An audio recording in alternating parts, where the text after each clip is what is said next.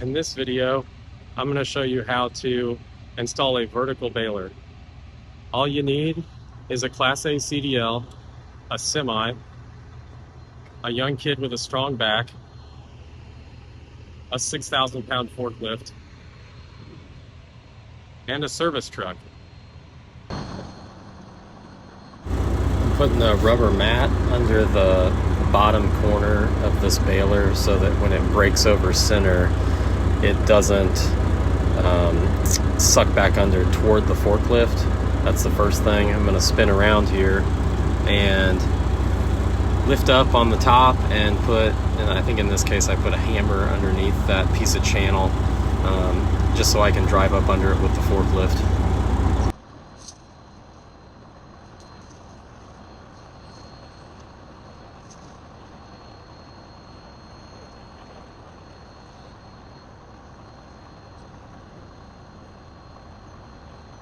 Now I'm going to get my forks underneath it and start to lift it before we put the chain on.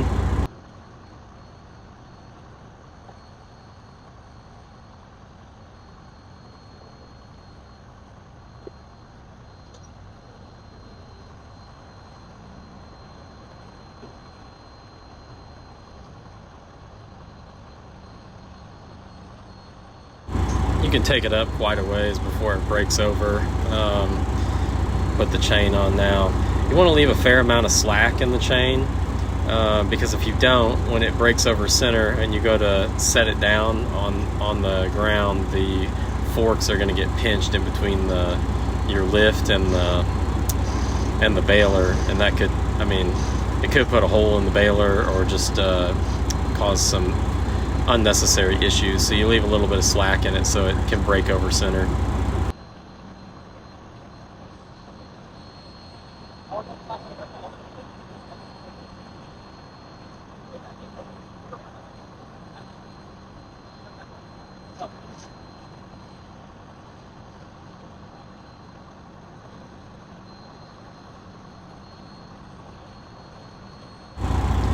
Seems like I'm second guessing myself here now that I watch it back.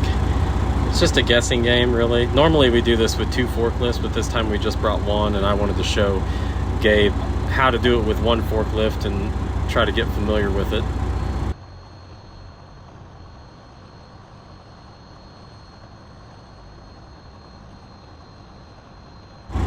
You can see the chain hanging down, about how much slack I've got on it.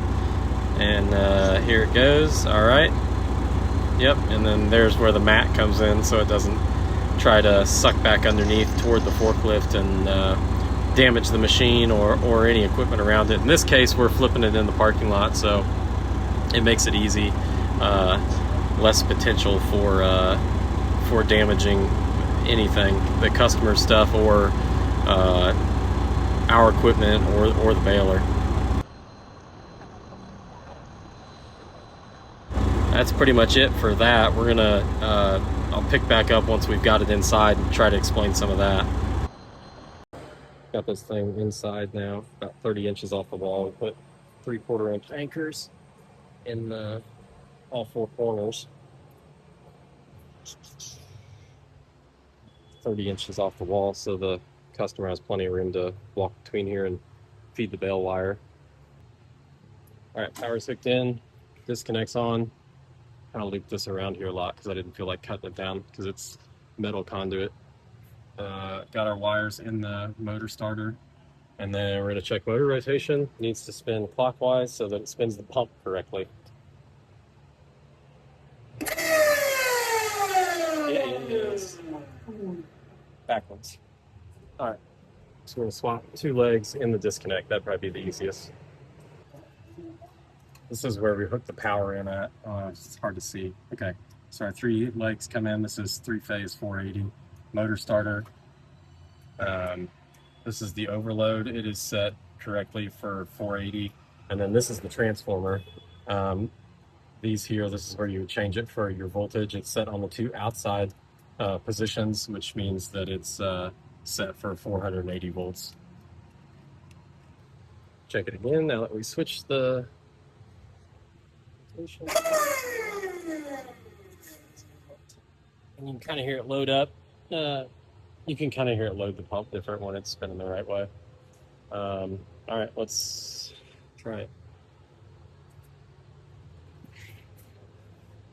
Oh, those came off. Yeah, I want to make sure that those are on where they're supposed to be. Yeah.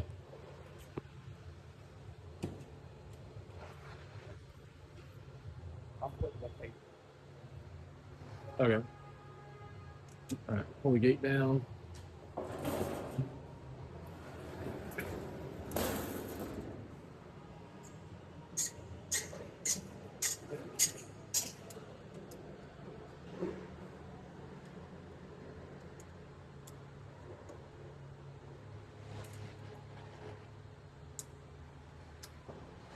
I'm gonna try to run it. All